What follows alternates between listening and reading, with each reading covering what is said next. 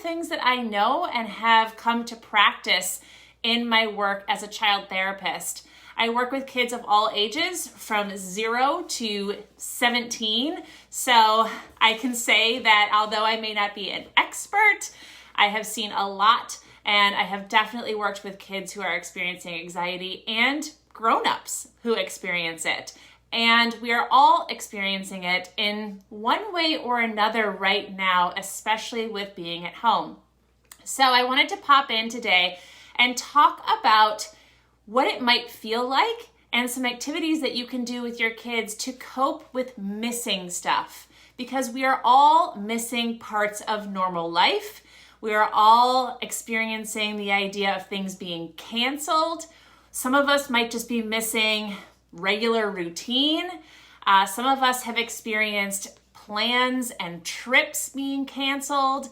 Some of us are missing seeing our friends. Our kids might be missing seeing their grandparents. There's just pieces that we have come so accustomed to being able to do, being able to experience, people we love to see, things that we have been looking forward to do, and now they're gone. And when you miss something, there are stages of grief that go with that. And for those of us who are just parents and just humans, we don't all know how to handle those pieces of grief. We don't really know how to handle what it means to miss something. And for our little ones, they may not even know that that's what's going on for them. They might just be really upset. They might be crying. They may have meltdowns. They might not know how to tell you, Mom, I miss going to preschool. Mom, I miss my daycare teacher. Mom, I miss seeing Grandma. And so we as grown-ups, especially for the little ones, it's our job to name that and validate that and talk about what it means to miss stuff.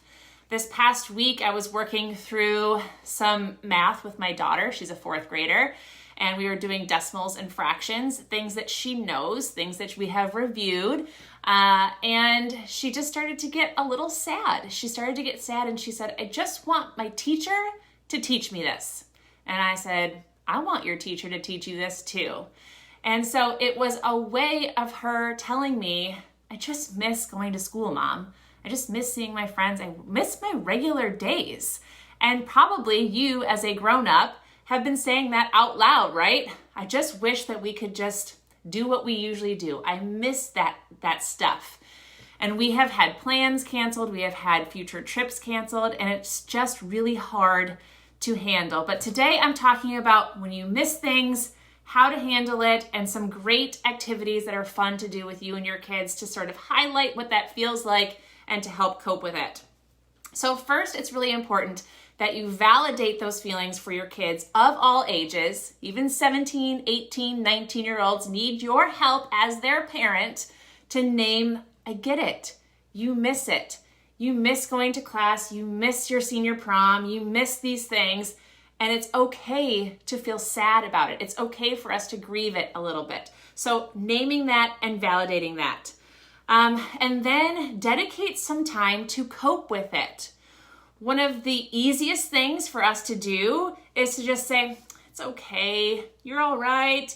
You know, things will go back to normal. Don't worry, we'll get right back there. We'll have another trip. We'll be able to go to Disney some other time. We'll be able to do all that. Don't worry, it's fine.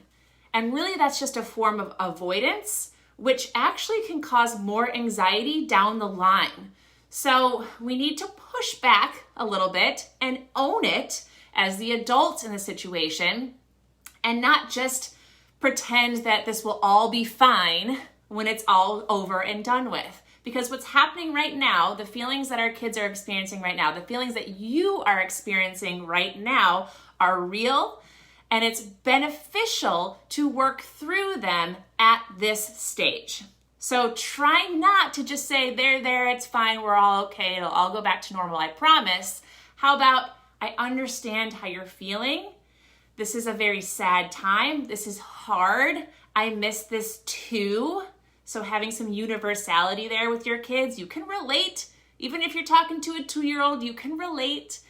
And moving forward with some activities to cope. So set aside some time to talk it out and actually cope with it. All right, here's some ideas for you. I've got 4 of them for you. The first one is one of my most favorite books, and you can really use it for all different kinds of ways that you might be missing something. This is for smaller kids. It's called The Invisible String, and it's by Patrice Karst, K-A-R-S-T. If you YouTube it, you'll be able to see the book being read. So even if you can't, get out and get the book or order it from Amazon, you can YouTube it for free and get the story right there. But it's a really great story about that feeling of being connected, even though we're not physically connected. And I really, really love that story. So that's my first tip for you. It's called The Invisible String. It's really, really great. The next one that I think could be a fun project is sending a hug in the mail, or if you're close with your neighbors, or if you're able to drive by, creating this hug, and I'm going to show you, and dropping it off. So what you do is you first trace your hands, okay, on a piece of paper, computer paper, lined paper, Post-its, whatever you got. Trace your hands, and then measure a string all the way from end to end, okay? Then you attach the two hands with the piece of string as if it is a hug. And you can pop it in the mail, or again, you can drop it off, and it looks something like this. So here you see some hands that are decorated, and this, my parents dropped off a hug for Ayla. So I love this idea, right? And that way she can feel their presence. She knows that they're thinking about them. You can show other people that you're thinking about them. And it's a great way to send a hug without just sending a text or sending an email or just calling. This is a nice physical way to say, I miss you. I want to send you something. I want to send you a piece of me. Here it is. You can make a hug. All right. Number 3. If your kids really seem to be missing school or just that normalcy of connecting with their teacher on a daily basis, have your kid create a video and email it to the teacher. We all should have access to our teachers by email. Email it to the teacher, and I bet you 9 times out of 10, the teacher will send a video back, and I think the kids would really like that. Or maybe schedule a Zoom call. If your classes for your kids aren't having regular Zoom connections with their classmates, set it up with yourself. You can do that with class. You could do that with a team. Maybe your child's baseball team isn't having their season right now. How about a Zoom call with everybody? Or maybe you're their dance team, or maybe their Girl Scout troop. So think about what kinds of groups, activities, normal things that your child would be doing on a daily basis that they might be missing. Connect in a virtual way by sending videos, emails, FaceTimes, and Zoom chats are a really, really great way to connect. Okay, the last tip activity that I have for you is create the environment that they may be missing and simulate it. So in essence, play school. Play school with your kids. Maybe they want to be the teacher and you can be the student. My daughter really likes to be able to play salon with me. So she wants to do my nails and she wants to brush my hair. And those are some normal things that we used to do, is go to the salon.